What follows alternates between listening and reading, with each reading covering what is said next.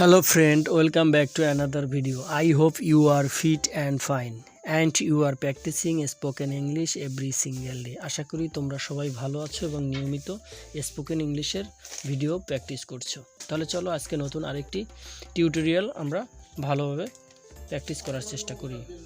Who are you? তুমি কে? Who is going? কে যাচ্ছে? Who will buy the book? কে বইটা কিনবে? Who will eat rice? কে ভাত খাবে?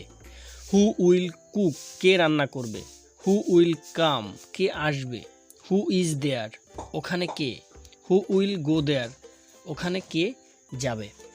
বন্ধুরা, এই যে হু দিয়ে আমরা 10টি সেন্টেন্স প্র্যাকটিস করলাম। ঠিক এই 10টি সেন্টেন্স তোমরা সকলেই জানো, এখানে প্রত্যেকটা ওয়ার্ড তোমাদের পরিচিত, কিন্তু তোমরা কিন্তু এই হু দিয়ে কোশ্চেন করতে পারো না।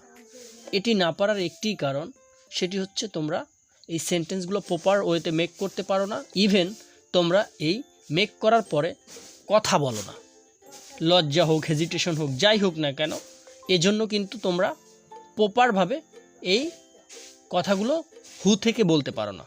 এজন্য তোমাদের বাসায় নোটে অথবা কোনো খাতায় লিখে প্র্যাকটিস করতে হবে এবং এভরিডে প্রতিদিন প্র্যাকটিস করতে হবে। তোমাদের একটা নির্দিষ্ট শিডিউল বা টাইম মেনটেন করে প্র্যাকটিস করতে হবে। দেখো, আমি সুন্দর সুন্দর ভিডিও তৈরি করতে পারবো, আমি তোমাদেরকে সব কিছু বুঝিয়ে দিতে পারবো, কিন্তু তুমি যদি বাসায় প্র্যাকটিস না করো তাহলে তোমাকে কোনো কিছু দিয়েই আমি শেখাতে পারবো না।